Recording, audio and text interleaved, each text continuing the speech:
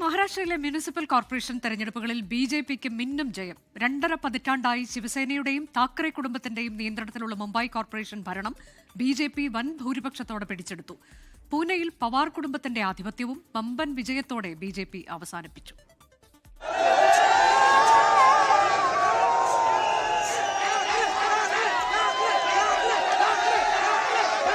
Exit പോളുകൾ ഏതാണ്ട് exact പോളുകളായി.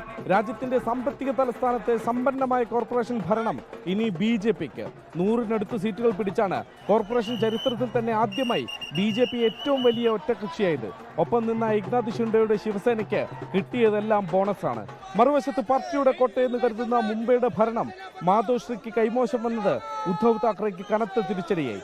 Raj താക്കറെയ്ക്കൊപ്പം ചേർന്ന് നടത്തിയ പരീക്ഷണവും പ്രതീക്ഷിച്ച ഫലമുണ്ടാക്കിയില്ല. പൂനെയിൽ എൻ.സി.പിയുടെ ശക്തി കേന്ദ്രത്തിൽ അധികാരം നിലനിർത്താൻ ഒന്നിച്ച അജിത് പവാറും ശരത് പവാറും ബി.ജെ.പിക്ക് മുന്നിൽ തകർന്നടിഞ്ഞു. പൂനെയിലും പിംപ്രി ചിഞ്ചുവാഡ് മുനിസിപ്പൽ കോർപ്പറേഷനിലും കൂറ്റൻ ലീഡോടെയാണ് ബി.ജെ.പി അധികാരം പിടിച്ചത്.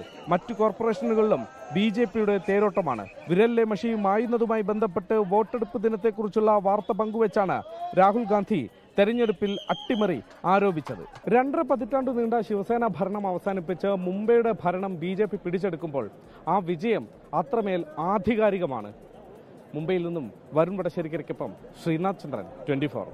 ലോകത്തെവിടെയായാലും ഏത് സമയത്തും 24 വാർത്തകളും ഓഗ്മെന്റഡ് റിയാലിറ്റി പാക്കേജുകളും എക്സ്പ്ലെയിനറുകളും വിശദമായി കാണാൻ ഞങ്ങളുടെ യൂട്യൂബ് ചാനൽ നിങ്ങൾക്ക് സബ്സ്ക്രൈബ് ചെയ്യാം.